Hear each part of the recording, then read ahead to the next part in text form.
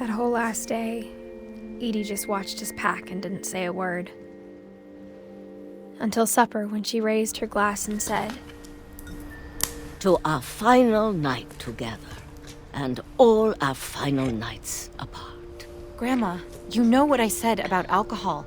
Some of your medications are very Edith, specific. I left a present for you in the hallway. Why don't you go open it? The grown-ups have to argue now. I'm sorry, you're right. We're all leaving tomorrow. Let's just enjoy our last... I'm not leaving. Edith, you're excused.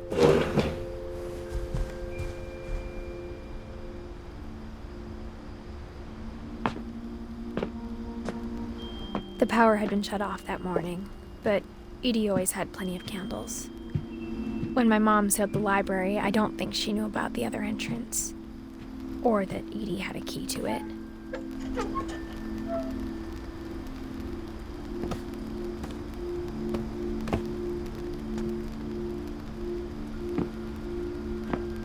That thing you're afraid of isn't going to end when you leave the house.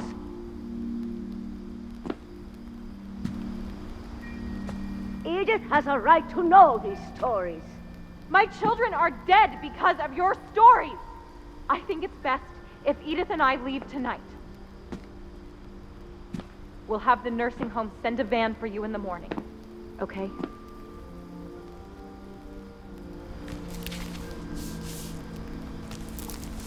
Dear Edith, there's so many stories I wish I could tell you, but there's only time for one. This is about what happened on the night you were born. That night, the tide went way, way out.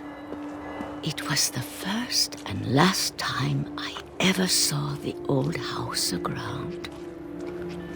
There'd been an earthquake out in the middle of the ocean. They called it the lowest tide in 1,000 years. God, it smelled awful. You know, I've seen that house every day of my life. But I never thought I'd go back to it. When the fog rolled in, I lost my way.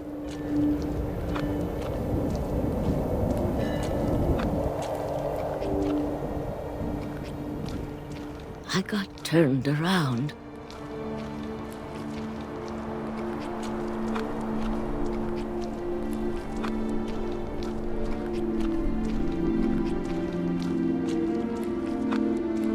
I started seeing things.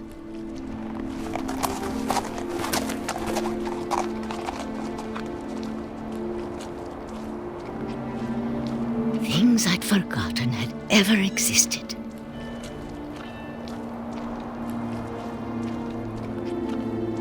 But when I saw them, they felt like old friends. That night, a lot of things came back to me. Or maybe I came back to them.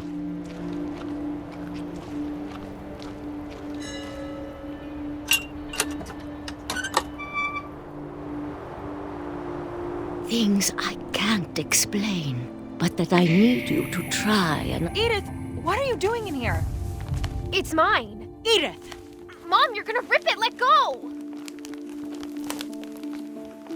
I kicked and screamed, but Mom dragged me to the car.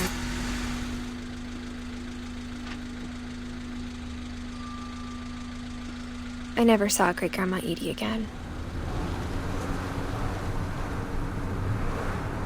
The next morning, the van came to pick her up, but she was already gone. After that, we moved around a lot.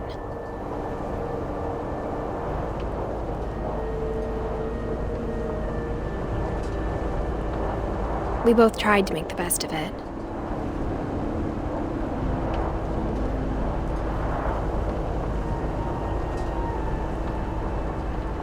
A few years went by.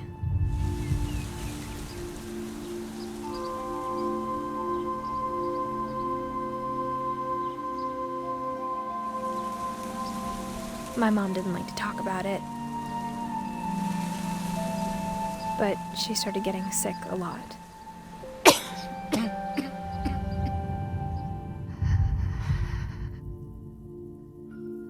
She got better for a while, and then she didn't. And then I was alone. The last Finch left alive.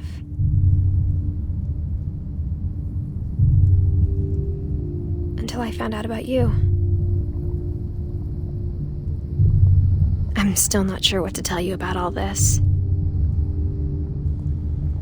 If we lived forever, maybe we'd have time to understand things. But as it is, I think the best we can do is try to open our eyes. And appreciate how strange and brief all of this is.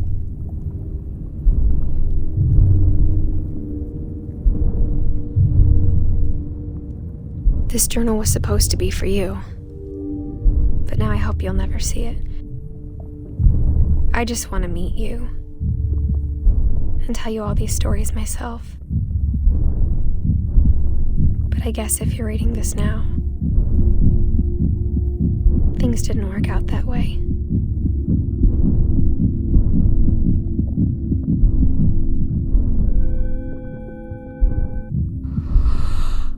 This is where your story begins. I'm sorry I won't be there to see it. It's a lot to ask, but I don't want you to be sad that I'm gone. I want you to be amazed that any of us ever had a chance to be here at all. Good luck.